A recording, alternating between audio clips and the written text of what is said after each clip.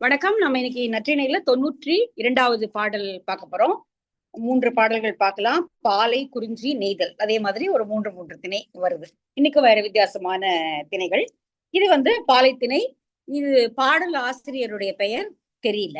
அதான் நம்ம ஏற்கனவே பார்த்த மாதிரி குறுந்தொகையில மட்டும்தான் அவங்க பாடலால் பெயர் பெற்றவர்களுக்கு அந்த தொடரால பெயர் பெற்றவர்களுடைய இது ஒரு 18-20 பேர் இருக்காங்க அதுல.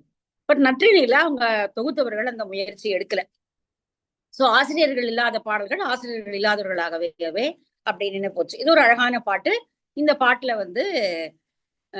பாடலாசிரியர் பெயர் நமக்கு தெரியல. பிரிவிடை வேறுபட்ட கிழத்திக்கு தோழி சொல்லியது. பிரிவு நாள் காரணமாக வருந்தக்கூடிய தலைவியை பார்த்து தோழி சொல்வதாக அமைந்த ஒரு பாடல். இது ரொம்ப அழகான பாட்டு. உள்ளார் கொல்லோ தோழி துணையோடு வேனில் ஓதி பாடுநடை வழலை வரிமரல் நுகும்பின் வாடி அவன வரன் பொருந்து குன்றத்து உச்சி கவான் வேட்டச் சீரூர் அகன் கண் கேணி பய நிறைக்கு எடுத்த மணிநீர் பத்தர் புந்தலை மடப்பிடி கன்றொடு ஆற வில் கடிந்து ஊட்டின் பெயரும் கொல் களிற்று ஒருத்தல் சுரன் இறந்தோரே.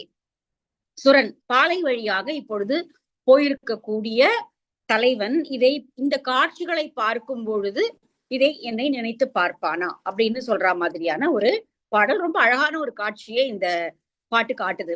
அதாவது குன்றத்தின் மேல இருக்கக்கூடிய சிற்றூர்கள்ல வேட்டுவர்கள் வசிக்கக்கூடிய அந்த ஊர்கள்ல அவங்க அவர்கள் வைத்திருக்கக்கூடிய ஆணிரைகளுக்காக தண்ணீரை என்ன பண்ணுவாங்க அப்படின்னா, ஒரு பெரிய பத்தர் மாதிரி ஒரு பெரிய மிடா அப்படின்னு சொல்லக்கூடிய பாத்திரங்கள்ல வாய் அகன்று குறுகியலா கீழே குறுகலாகவும் மேல வாயகன்றும் இருக்கக்கூடிய பெரிய பாத்திரங்கள் மாதிரி நிறைய இப்ப நம்ம வீடுகள்ல கூட பயன்படுத்துவாங்க. அந்த துணி துவைக்கிறதுக்கு வச்சிருப்பாங்க. அந்த மாதிரி மிடான்னு ஒரு பெரிய பாத்திரமா இருக்கும். அதுல தண்ணீரை நிரப்பி வச்சு அதை மேல மூடி இருக்காங்க. தழைகளாலான ஒரு தட்டை போட்டு மூடி பில்ல சொருகி வச்சிருக்காங்க. அதை கூட்டு தாப்பா போடுவோம் இல்லையா, அந்த மாதிரி. ஏன்னா அது அந்த பாத்திரத்துல எதுவும் விழுந்துடக்கூடாது அப்படிங்கிறதுக்காக மூடி வச்சிருக்காங்க. இப்ப இந்த களிறு தண்ணி அதுல குறைவாதான் இருக்கு. ஏன்னா இருக்கு உங்க கேணியில இருந்து இப்ப யானை கேணியில போய் தண்ணி குடிக்க முடியாது இல்லையா. அது நீர்நிலைகள்லயோ அல்லது எதையாவது இப்படி கொட்டி வச்சிருக்கிற தண்ணியில தான் எடுத்து குடிக்க முடியும். அப்போ அந்த தன்னுடைய கன்றுக்கும் தன்னுடைய பெண் யானைக்கும் நீர் தேவைப்படும் பொழுது அந்த களிர் என்ன செய்தான், அந்த வில்ல அப்படி நீக்குனா அந்த மூடி திறந்துரும். ஆனா அதுக்கு தெரியாது இல்லையா. அதனால அது அந்த வில்லைய உடைச்சிருது. அந்த தாப்பா மாதிரி இருக்கக்கூடிய அந்த வில்ல உடைச்சிட்டு அதுல இருக்கக்கூடிய குறைவான நீரை தன்னுடைய பிடியும் தன்னுடைய கன்றும் குடிக்கட்டும் என்று வைத்துவிட்டு அது பார்த்து கொண்டிருக்கக்கூடிய இப்படிப்பட்ட வழியில போனவன் இந்த காட்சிகளை எல்லாம் பார்க்கும்போது நம்மை நினைப்பானா அப்படின்னு சொல்லி தலைவி வருந்ததாக இந்த பாடல் அமைஞ்சிருக்கு. ரொம்ப அழகான ஒரு காட்சியை இந்த மாதிரி. அதாவது குட்டைகள்ல கொஞ்சமா தான் தண்ணி இருக்கு. சேறு கலங்கிய குட்டையில் கொஞ்சமாக தண்ணீர் இருக்கிறது. அந்த தண்ணீரை களிறு பிடி குடிக்க தான் காத்திருக்கும் அப்படிங்கிற மாதிரியான காட்சிகளும் முன்னாடி வந்திருக்கு. ஆனால் இது அந்த வேட்டுவர்கள் தண்ணீர் சேர்த்து வைத்திருக்கக்கூடிய பத்தர் அப்படிங்கிற அந்த பாத்திரத்துல இருக்கிற தண்ணீரை இப்படி களிறு தன்னுடைய குட்டிக்கும் தன்னுடைய மனைவிக்கும் கொடுத்து, மனைவினா இங்க பிடிக்கும் கொடுத்து அது வேடிக்கை பார்க்கிறது அப்படிங்கிற மாதிரியான ஒரு காட்சியை இந்த பாடல்ல அவங்க காட்டுறாங்க. இன்னொரு விலங்கு இதுல வர்றது ஓந்தின்னு சொல்லப்படக்கூடிய ஓணான் வகையில ஒண்ணு இல்லையா, பள்ளி வகையில ஒண்ணு. பள்ளி வகை நிறைய இருக்கு. அதுல ஓந்தி அப்படிங்கிறது அதுவும் அந்த கோடையினுடைய துன்பத்தினால அது வாடி இருக்கிறது. எப்படி இருக்குன்னா, அது எப்படி வாடி இருக்கு அப்படின்னா, மரல் நுகும்பின் வாடி. மரல் அப்படிங்கறத ஒரு புல் வகை அப்படின்னு சில பேர் எழுதுறாங்க. இந்த உரையாசிரியர்கள் இதுல இந்த நான் பயன்படுத்துற புத்தகத்துல ஒரு புல் வகைன்னு தான் போட்டிருக்காங்க. ஆனா நீங்க நெட்ல தேடி பாத்தீங்கன்னா மரல்ல கற்றாழை செடி அப்படிங்கிறாங்க. இப்போ இந்த ஸ்னேக் பிளான்ட் அப்படின்னு சொல்லுவாங்க இல்லையா, அத கூட மரல் அப்படின்னு சொல்றாங்க. நுகும்பு அப்படின்னா நுனி சுருண்டு இருக்கக்கூடியது. நம்ம ஏற்கனவே குறுந்தொகையில பார்த்தோம். நுகும்பு அப்படின்னா அந்த வாழையினுடைய குருத்து இப்படி வருமே, முதல்ல வருமே, அதுக்கு நுகும்பு அப்படின்னு பேரு. அதாவது சுருண்டுதான் வரும். முதல்ல சுருண்டு நிறைய எல்லா இலைகளும் அப்படி சுருண்டு வராது. முதல்ல சுருண்டு வெள்ள அப்புறமா விரியும். அது வாழைக்கு அந்த தன்மை உண்டு. அது போல கற்றாழையினுடைய ஒரு வகைதான் இந்த மரல் அப்படின்னு சொல்லி இணையத்துல சில பேர் அதை போட்டிருக்காங்க. அது எவ்வளவு தூரம் சரின்னு எனக்கு தெரியல. ஆனா இங்க வாடி இருக்கக்கூடிய அந்த ஓந்தியினுடைய மேற்புறம் இப்படி நுகும்பினுடைய அந்த தன்மையை போல இருக்கு அப்படிங்கிற ஒரு ஓமையையும் இந்த இவர் காட்டுறார், இந்த பாடலாசிரியர் காட்டுறார். ஆனா இந்த ஆசிரியர் பெயர் தெரியல நமக்கு. சோ இதுதான் அந்த பாலைவள காட்சியையும் அங்க இருக்கக்கூடிய களிற்றினுடைய அன்பையும் வெளிப்படுத்தக்கூடிய ஒரு பாடல் இது. அவ்வளவுதான். உள்ளார் கொல்லோ தோழி. உள்ளார்னு நினைத்து பார்க்க மாட்டானாம். உள்ளார் உள்ளுதல்னா நினைத்தல். துணையோடு வேனில் ஓதி பாடு நடை வழலை வரிமரல் நுகும்பின் வாடி. ஓதி அப்படின்னா இந்த ஓந்தி, லைக் பச்சோந்தி, ஓந்தி, ஓணான், அதெல்லாம். அது இந்த வழலைக்கு தான் என்னன்னு எனக்கு பேர் தெரியல. வழலை அப்படிங்கறது வழலைனா சோப்பு கூட வழலை, வழுவழுப்பாக இருக்கக்கூடிய தன்மைக்கெல்லாம் வழலை அப்படின்னு பேரு தமிழ்ல. இப்ப சோப்பு கட்டிங்கிறது வழலை அப்படின்னு தான் சொல்லுவாங்க.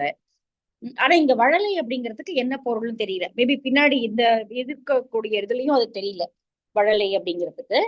ஓந்தி வரல் மருள் நுகும்பின் வாடி, வரிகளை உடைய அந்த மரல் என்கிற அந்த செடி, அதாவது கற்றாழை அல்லது புல் வகை ஏதோ ஒண்ணு.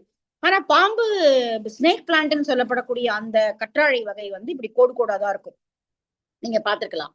இந்த வீட்டுல ஏர் பியூரிபிகேஷனுக்காக வளர்க்கக்கூடிய அந்த ஸ்னேக் பிளான்ட் அப்படிங்கிற அந்த கற்றாழை வகை வரிகளை உடையதாக இருக்கும். மேல அந்த பச்சோந்தியினுடைய ஓந்தியினுடைய மேல இருக்கக்கூடிய வரிகளோட அதுக்கு ஒப்பிடுறாரு. அழகான ஒரு ஓமை இது. ஓதி பாடு நடு வழலை வரி மரல் நுகும்பின் வாடி. வரிகளை உடைய அந்த சுருண்ட அந்த கற்றாழை செடியை போல அதுவும் வாடி வதங்கி இருக்கிறது. அதனால ஏன்னா வெயில் காலம் ஜாஸ்தி, அதனால தண்ணீர் கிடைக்கல.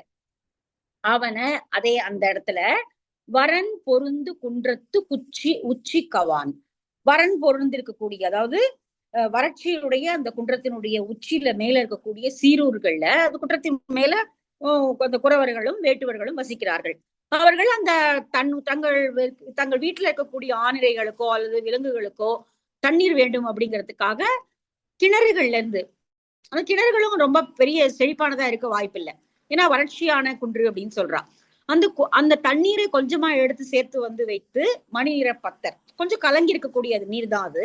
வேட்டுச்சீரூர் அகன்கண் கேணி, அகன்ற அந்த கண்ணுடைய அந்த கேணியில, கேணினா கிணறு, இன்னும் கூட நம்ம கேணிங்கிற வார்த்தையை பயன்படுத்துறோம் நிறைய ஊர்ப்புறங்கள்ல. சவுத் சைட்ல பாத்தீங்கன்னா கிணறு கேணின்னு தான் சொல்லுவாங்க. இங்க மெட்ராஸ்ல அப்படி சொல்றது இல்ல. இப்போ எனக்கு தெரிஞ்சு திருச்சி புதுக்கோட்டை சைடு எல்லாம் கேணிதான், கேணியில தண்ணி எடுன்னு சொல்லுவாங்க. பயனிலைக்கு எடுத்த, அவர்கள் பயன்படுத்துமாறு எடுத்து கொண்டு வந்த மணிநீர் பத்தர். மணிநீர் அப்படின்னா கொஞ்சம் கலங்களா இருக்கு தண்ணி, ஏன்னா வறண்ட சீரூர்னு சொல்லிட்டா இல்லையா, அதனால கொஞ்சம் கலங்களான அந்த தண்ணீரை அவர்கள் பிடித்து கொண்டு அவங்க வீட்டுல ஒரு மிடா அப்படிங்கிற, பத்தர்னா மிடாங்கிற அந்த பாத்திரத்துல, வாயகன்ற பாத்திரத்துல போட்டு மேல மூடி போட்டு மூட்டி வில்ல சொருகி வச்சிருப்பாங்க.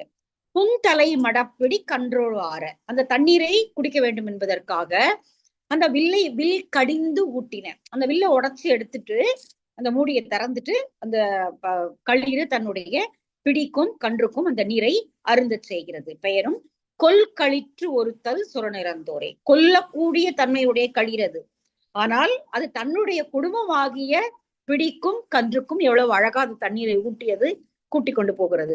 அது போல ஒரு காட்சியை பார்க்கக்கூடியவன் இதே போல ஒருத்தி தனக்காக காத்திருக்கிறாள், அவளுக்கு நம்ம அன்பு செய்யணும் என்று நினைப்பானா, நினைத்தால் மீண்டும் திரும்ப அவன் வருவானா அப்படின்னு சொல்லி அவனை நினைக்கிறதுனால நமக்கு என்ன பயன் இருக்க முடியும்? அவன் அப்படி நினைக்காம தானே போயிட்டான். அவனை நினைக்கிறதால நமக்கு என்ன பயன் அப்படின்னு சொல்லி அவங்க ரெண்டு பேரும் தோழியும் தலைவியும் பேசிப்பது போல வருந்தி ஆவது என்ன அப்படின்னு சொல்லி இங்க சொல்றான். ரொம்ப அழகான ஒரு காட்சியை இந்த பாட்டு காட்டுது. உள்ளார் கொல்லோ தோழி துணையோடு வேனில் ஓதி பாடு நடை வழலை வரி மரல் நுகும்பின் வாடி அவன வரன் பொருந்து குன்றத்து உச்சி கவான் வேட்டச்சீரூர் அகன்கண் கேணி பயனிறைக்கு எடுத்த மணிநீர் பத்தர் புந்தலை மடப்பிடி கன்றோடு ஆற வில் கடிந்து ஊட்டின பெயரும் கொல்களிற்று ஒருத்தல் சுரன் இறந்தோரே. இந்த பத்தர் நம்ம புதுசா இந்த பாட்டுல தான் முதல் தடவை பார்த்திருக்கோம். பத்தர்ங்கிற வார்த்தையை நம்ம பார்க்கல முன்னாடி. அதே போல ஓதி, நிறைய விலங்குகளை நம்ம பார்த்தோம், ஆனா ஓதி இது வரைக்கும் நமக்கு வரல. இப்பதான் ஓதி அப்படிங்கறது நிறைய விலங்குகளுடைய பெயர்களை குறிப்பிடல. நம்ம ஊருடைய இயல் விலங்குகளாக இருக்கக்கூடியதுல சில குறிப்பிட்ட விலங்குகள் தான் திரும்ப திரும்ப திரும்ப சங்க இலக்கியத்துல பேசப்படுகிறது. யானை, புலி, பாம்பு இதெல்லாம் அதிகமாக வரும். காக்கை, குருகு, நாரை இவைதான் அதிகமாக பேசப்படுகின்றன. சோ இதுல ஓதியை நம்ம முதல்ல பாக்குறோம். சரி, இந்த பாடல் ஆசிரியர் பெயர் தெரியல, ஒரு அழகான பாலநில காட்சி இந்த பாட்டு காட்டியது. சரி, அடுத்த பாட்டு ரொம்ப இதுல இருந்து ரொம்ப வித்தியாசமான வேற ஒரு குன்றுக்கு போக போறோம். நீ முதல்ல வறட்சியான ஒரு குன்றை காட்டினா அடுத்து வரக்கூடிய குன்று வந்து ரொம்ப அழகான குன்று. அங்க இருக்கிறவங்களுக்கு அந்த இடத்த விட்டு போகவே மனசு வராது. அந்த மாதிரியான ஒரு குன்று. ஆனா என்ன பண்ண முடியும்? சும்மா வெறுமனே களவுலயே பார்த்துக்கிட்டே இருந்தா எப்படி இருக்க முடியும்? இந்த மாதிரி அழகான குன்றை உடையவன் தான் நீ. ஆனால் களவிலேயே நீ வந்து எங்களை பார்த்து கொண்டிருக்க வேண்டும் என்று நினைக்கிற. அவளை திருமணம் செய்து கொள்வதற்கான எந்த வழிமுறையும் நீ எடுக்க மாட்டேங்கிற. நாங்க கிளம்பி எங்க ஊருக்கே போறோம். அவங்க ஏதோ வழியில சந்திச்சிருக்காங்க. அதாவது அந்த குன்றத்தினுடைய ஓரத்துல 2 பேருமே பக்கத்து பக்கத்து ஊரா தான் இருக்கிற வாய்ப்பு அதிகம். நாங்க திரும்ப ஊருக்கே போறோம். நீ உன் ஊருக்கு போ. நீ திரும்ப வந்து மன முரசு அறிவித்தபடி வந்து நீ பெண் கேட்க வரும்போது வரைக்கும் இவ உயிரோட இருப்பாளான்னு எனக்கு தெரியாது. ஏன்னா அந்த அளவுக்கு இவ அப்ப வந்து மனசால ரொம்ப துன்பப்பட்டு போயிட்டா. நீ இந்த மாதிரி இவ்வளவு நாளாக இந்த களவிலேயே ஒழுகுவதனால அவளுக்கு வந்து இந்த துன்பம் இருக்கிறது. நீ மன முரசு அறிவித்து முரசு அறிவித்துக் கொண்டே வந்து மனம் செய்து கொள்ளும் நாள் வரும் வரைக்கும் அவளால உயிரோடு இருக்க முடியுமான்னு எனக்கு தெரியல. வருத்தமா இருக்கு. நாங்க கிளம்புறோம் அப்படின்னு சொல்லி தோழி தலைவியும் கிளம்புற மாதிரி இந்த பாட்டு அமைக்கப்பட்டிருக்கு. ரொம்ப அழகான ஒரு குன்றத்தை இவர் காட்டுறாரு.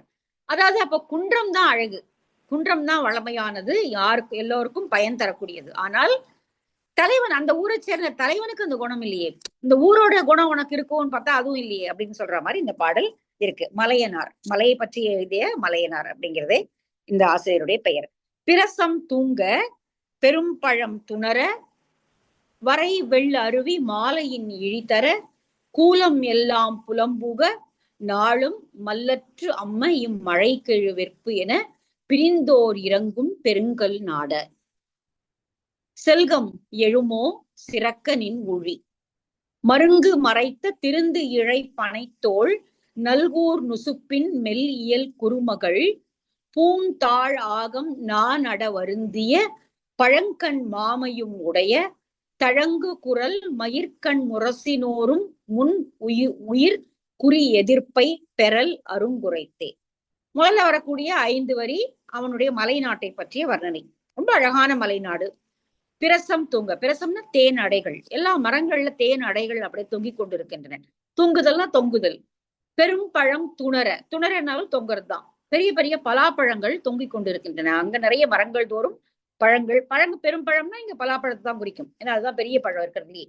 வரை வெள்ளருவி மாலையின் இழித்தர, மலை மேலிருந்து விழக்கூடிய அருவியானது மாலை போல அது இழிந்து கீழே வருகிறது. கூலம் எல்லாம் புலம்புக, அந்த மலை பிரதேசத்தை வசிக்கக்கூடிய குறவர்கள் அங்கங்க திணைகளையும் பல்வேறு தானியங்களையும் விதைத்திருக்கிறார்கள். அவையெல்லாம் நன்றாக முற்றி செழித்து வளர்ந்திருக்கின்றன. புலம்புகன்னா இங்க வந்து தனிமை கிடையாது, நிறைய தானியங்கள் வளர்ந்திருக்கின்றன. நாளும் மல்லற்று அம்மை இம்மலை கேழ்வரப்பு, நாள்தோறும் விரும்பப்படக்கூடிய அழகுடையது இந்த மலை வெறுப்பு, இந்த மலைச்சாரல் மிக விரும்பப்படக்கூடியது என்று நினைத்து அந்த ஊரை விட்டு பிரியிற யாருக்குமே மனசு வராது. பிரிந்தோர் இறங்கும் பெருங்கல் நாட, இந்த ஊரை விட்டு கிளம்பி அந்த ஊருக்கு வந்தவங்க அங்க இருந்து கிளம்பி போகும்போதெல்லாம் வருத்தப்படுவாங்க. இவ்வளவு அழகான ஒரு தேனடைகள் நிரம்பி இருக்கக்கூடிய, பலாப்பழங்கள் அங்கங்கு தொங்கக்கூடிய, மலை அருவி விழக்கூடிய, தானியங்கள் விளைந்திருக்கக்கூடிய இந்த ஒரு அழகான இந்த பிரதேசத்தை விட்டுட்டு எப்படி போறது அப்படின்னு சொல்லி வருந்துவாங்க. அப்படிப்பட்ட நாட்டை சேர்ந்தவன் நீ. இவங்க ஏதோ ஒரு பொது இடத்துல சந்திக்கிறாங்க 2 பேரும். செல்கம் எழுமோ, சரி நாங்க கிளம்புறோம், இந்த இப்படிப்பட்ட நாட்டை சேர்ந்தவனே எங்களுக்கு கூட உன்னோட நாட்டுல வந்து வாழணும்னு ஆசைதான். வந்து தங்கிட்டு போறவங்களுக்கே வந்து அதை பிரியறதுக்கு கஷ்டமா இருக்கு அப்படின்னா நாங்க அங்க வந்து வாழணும்னு விரும்புறோம். ஆனால் நீ அதுக்கான எந்த ஏற்பாடுகளையும் செய்ய மாட்டேங்கிற. செல்கம் எழுமோ, சரி நாங்க கிளம்புறோம், நாங்க போறோம். செல்கம் எழுமோ, எழுந்துக்கு போலாம், நம்ம போலாம், கிளம்பலாம். சிறக்க நின் ஊழி, நின் ஊழினா உன்னுடைய வாழ்நாள் சிறக்கட்டும், நல்லா இருப்ப நீ, நல்லா இரு, நல்லா இரு. இது வந்து நல்லா இரு அப்படிங்கிறது வாழ்த்துதான். ஆனா வந்து ஒரு மனசுல ஒரு பெரிய ஏக்கத்தோடையும் இதையும் சொல்லப்படக்கூடிய ஒரு வாழ்த்து. நல்லா இரு, நீ நல்லா, நீயாவது நல்லா இருப்பா, நாங்க வந்து வருத்தப்படுறோம், நாங்க அந்த வருத்தத்தோடய கிளம்புறோம், நீயாவது நல்லா இரு. மருங்கு நிறைந்த, அடுத்த தலைவியினுடைய நிலைமையை அவ சொல்றான். அவ வந்து ரொம்ப அழகான பெண், நன்றாக பனைத்தோள்களை உடையவள். அவளுடைய மார்பகங்கள் மறையுமாறு நல்ல அழகான அணிகலன்களை அணிந்திருக்கிறாள். திருந்து நுகம்னா அந்த சைட்ல இந்த மார்பினுடைய அந்த 2 பக்கங்கள் இருக்கிற தெரியாத மாதிரி அழகான அணிகலன்களை அவள் அணிந்திருக்கிறாள். நல்கூர் நுசுப்பு, சிறிய இடையை உடையவள். அவ்வளவு அழகான மெல்லியல் குறுமகள். அவ வந்து இப்போ அவளுக்கு வந்து ஒரே வருத்தம், அவளுடைய மாமை நிறம் எல்லாம் இப்போ மறைஞ்சு போய் அவளுடைய அழகு குறைஞ்சிருச்சு.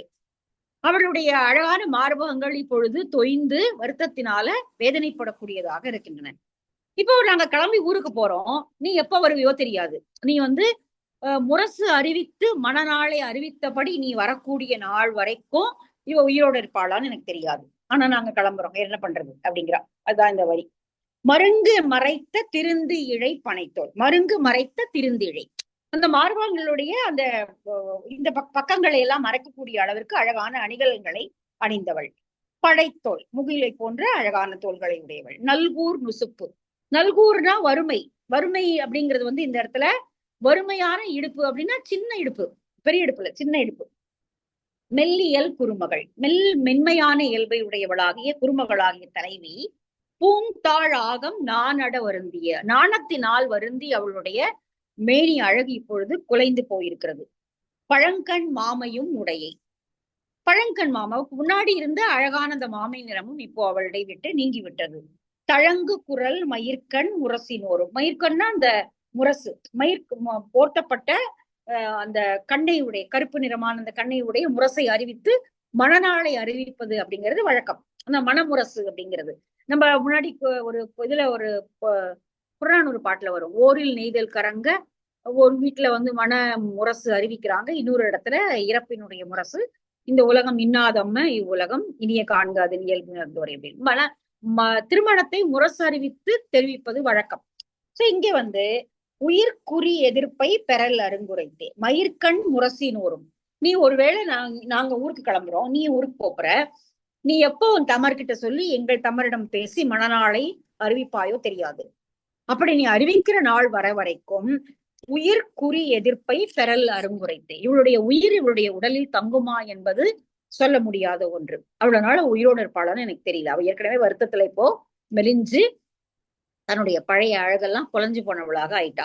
ஆனா நீயோ வந்து கடவுளையே இருக்கணும்னு நினைக்கிற. உன்னுடைய அழகான அந்த மலை நாட்டில் வந்து தங்கி செல்பவர்கள் கூட அந்த விட்டு பிரிவதற்கு வருத்தப்படக்கூடிய அளவுக்கு அழகான நாடு. நாங்க அங்க வந்து இருக்கணும்னு நினைக்கிறோம், ஆனால் நீ அதுக்கான முயற்சிகளை செய்ய மாட்டேன் என்கிறாய். என்ன பண்ணுவியோ தெரியல, நாங்க கிளம்புறோம், நீ பாத்துக்கோ அப்படின்னு சொல்லிட்டு அவ கிளம்புறா. ரொம்ப அழகான பாட்டு. பாட்டை மட்டும் பாத்துருவோம். பிரசம் தூங்க பெரும் பழம் துணர வரை வெள்ளருவி மாலையின் இழித்தர கூலம் எல்லாம் புலம்பூக நாளும் மல்லற்று அம்ம இம்மலை கெழு வெற்பு என பிரிந்தோர் இறங்கும் பெருங்கல் நாட. செல்கம் எழுமோ சிறக்கனின் ஊழி. மருங்கு மறைத்த திருந்து இழை பனைத்தோள் நல்கூர் நுசுப்பின் மெல்லியல் குறுமகள் பூந்தாழ் ஆகம் நான் அட வருந்திய பழங்கண் மாமையும் உடைய தழங்கு குரல் மயிர்கண் முரசினோரும் முன் உயிர் குறி எதிர்ப்பை பெறல் அருந்து உரைத்தே. மலையனாருடைய பாடல். சரி, அடுத்த பாட்டு இளந்திரையனார் நெய்தல். நெய்தல் திணை குறிஞ்சி பாலை நெய்தல்.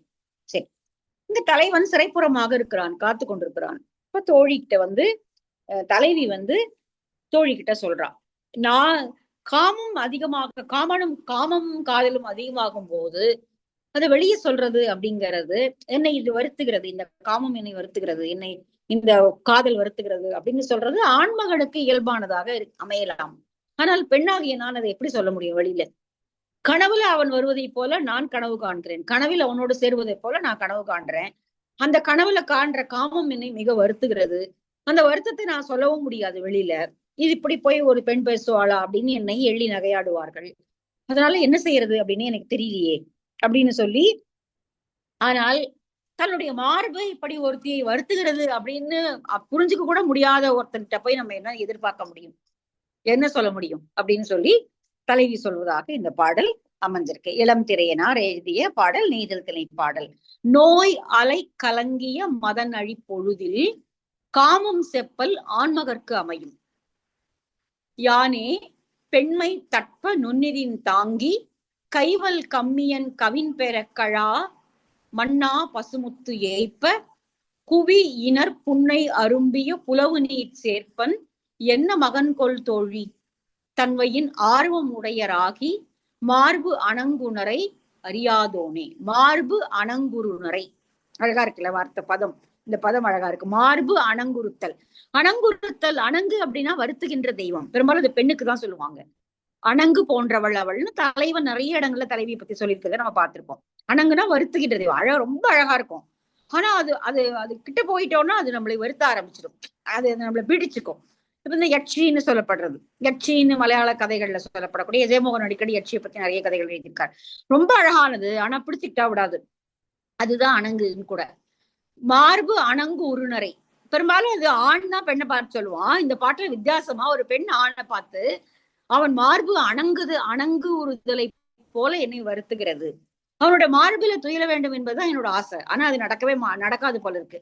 கனவுல மட்டும்தான் நான் அவனை பாக்குறேன், அவனோட சேர்றேன். அந்த காமத்தையே என்னால் வெளிப்படுத்த முடியல. அந்த காமம் என்னை வருத்துகிறது அப்படின்னு என்னால் சொல்லப்பட முடியாது. ஏன்னா அது பெண்ணுக்கு இயல்பானது அல்ல. அதனால இவனை போய் நாம எப்படி நம்ப முடியும்?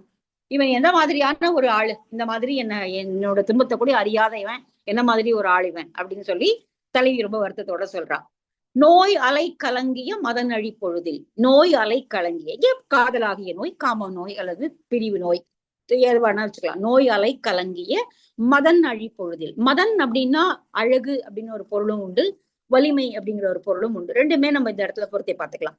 அந்த நோயினால அவளுடைய அழகு கெடுகிறது, அவளுடைய வலிமையும் அவளுடைய வலிய மனதும் தன்னுடைய தைரியத்தை கொஞ்சம் கொஞ்சமா இழந்துட்டே வருது. அதனால இந்த மதன்கிற வார்த்தைக்கு அழகு வலிமை ரெண்டையுமே நம்ம பொருத்தி பார்த்துக்கலாம். ரெண்டு பொருளும் கொடுத்திருக்காங்க.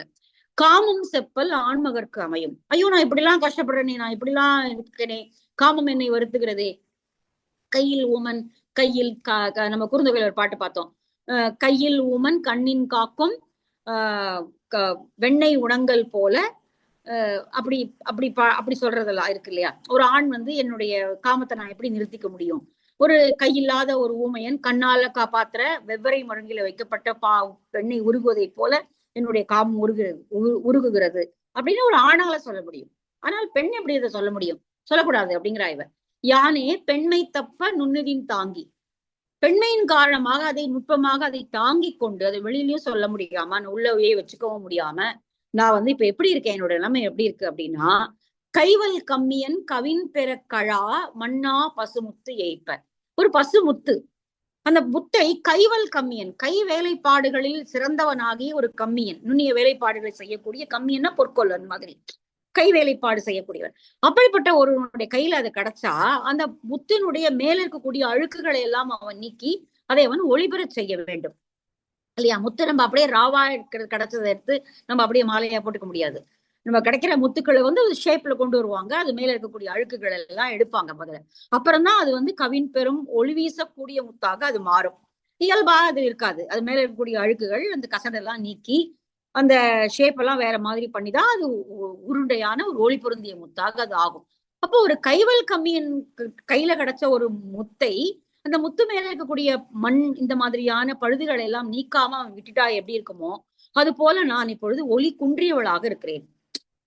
அவன் இப்ப கைவல் கம்மியன் யாரு? அவன் தான் தலைவன் தான் கைவல் கம்மியன். அவன் கையில ஒரு பசுமுத்தாக நான் இருந்திருந்தேன் என்றால் அவனோடு இருந்திருந்தா நான் முத்து போல ஒளி வீசி இருப்பேன். ஆனா அப்படி ஆகல. அதனால நான் இப்பொழுது ஒளி குன்றிய மண் சூழ்ந்த ஒரு முத்து போல இருக்கிறேன். குவியினர் புன்னை அரும்பிய. குவியினர் நம்ம குவி முக நம்ம எருக்கம் பூக்கும் பார்த்தோம். குவி முகிழ் எருக்கம். இப்ப குவி அந்த மொட்டாக இருக்கும் பொழுது குவிந்திருக்கக்கூடிய புன்னை மலர்கள். அந்த புலவு சேர்ப்பன், புலால் நாற்றம் வீசக்கூடிய கடல் அலைகள் வந்து அடிப்பதனால மலர்கள் மலரக்கூடிய அந்த சேர்ப்பனாகிய நெய்தல்ல தலைவன் என்ன மகன் கொள் தோழி. அவன் என்ன இதெல்லாம், அவன்லாம் என்ன ஒரு மனுஷன், என்ன ஒரு ஆளவன், அவனுக்கு கொஞ்சமாவது புரிய வேண்டாமா என்னோட கஷ்டம் என்னன்னு. தன்மையின் ஆர்வம் உடையவராகி அவன் மேல் ஆர்வம் கொண்டவளாக நான் மார்பு அணங்குருணரை, அவனுடைய மார்பு என்னை அணங்கு போல வருத்துகிறது என்பதை புரிந்து கொள்ளாத அவனிடம் நான் என்ன எதிர்பார்க்க முடியும்? இதை விட வெளிப்படையா ஒருத்தி எப்படி காமத்தை சொல்லுவா? ஆனா என்னால எப்படி காமத்தை சொல்ல முடியும்னு சொல்றா அவ. சோ இதுதான் அந்த பாடல். ரொம்ப அழகா இருக்கு இல்லையா. புன்னை மலர்கள் மலர்ந்து மனம் வீசக்கூடிய நாட்டை சேர்ந்தவனாகிய தலைவன் என்னுடைய நோயை அறியாதவனாக இருக்கிறான். ஒரு பெண்மையின் காரணமாக நான் அதை வெளியே சொல்ல முடியாம இருக்கேன். என்னுடைய காமத்தையோ காதலையோ நான் வெளியில சொல்ல முடியாம இருக்கேன். அவனுடைய மார்புதான் என்னை அணங்குறுத்துகிறது என்பதை புரிந்து கொள்ளாத அவனால என்ன பயன் உண்டு, நீயே சொல் அப்படின்னு சொல்லி தோழியிடம் தலைவி தன்னுடைய வருத்தத்தை பதிவு செய்கிறாள். ஆனா தலைவன் சிறைப்புறமா இருக்கான், கேட்டுக்கிட்டு இருக்கான். அப்போ என்ன பண்ணணும் அவன்? சரி ஒரு 2 தடவை பார்ப்போம், அப்புறம் இனிமே திருமணம் செய்து கூட்டிட்டு போவோம் அப்படிங்கிறத செய்யணும். சோ அதுக்கான ஏற்பாடுகளுக்காக தான் இந்த பேச்செல்லாம் வருது. நோய் அலை கலங்கிய மதனழி பொழுதில் காமம் செப்பல் ஆண்மகற்கு அமையும். ஆனா நம்ம வந்து குறுந்தொகையில பார்த்திருக்கோம். ஒரேன் யானும் ஓர் பெற்றி ஆ ஆ ஒல் என கூவேன் கொல் என் உயவு நோய் அறியாது துஞ்சும் ஊர்க்கே. அது ஒரு பெண்பார் புலவருடைய பாடல் தான் இல்லையா? முட்டுவேன் கொல் தாக்குவேன் கொல் ஒரேன் யாரும் ஓர் பெற்றி மேலிட்டு ஆ ஆ ஒல் என கூவேன் கொல் என் உயவு நோய் அறியாது துஞ்சும் ஊர்க்கே அப்படின்னு முடிகிற அந்த பாட்டு வந்து ஒரு பெண் காமத்தை சொல்வதான ஒரு பாடலை தான் நம்ம வந்து பார்த்திருப்போம். இங்க வந்து இந்த மாதிரி என்னை வந்து இந்த மாதிரி மார்பு வருத்துகிறது என்பதை புரிந்து கொள்ளாதவன் என்ன ஒரு தன்மையுடையவன் அப்படின்னு கேட்கிறான். நோய் அற கலங்கிய காமம் செப்பல் ஆண்மகற்கு அமையும் யானே பெண்மை தட்ப நுண்ணுதின் தாங்கி கைவல் கம்மியன் கவின் பெற கழா மண்ணா பசுமுத்து ஏய்ப்ப குவியினர் புன்னை அரும்பிய புலவு நீர் சேர்ப்பன் என்ன மகன்கொள் தோழி தன்மையின் ஆர்வம் உடையராகி மார்பு அணங்குருநரை அறியாதோனே. சரி, இந்த பாடலோட நம்ம 3 பாட்டு ஆயிடுச்சு இல்லையா? 3 பாட்டு பார்த்துட்டோம் இன்னைக்கு.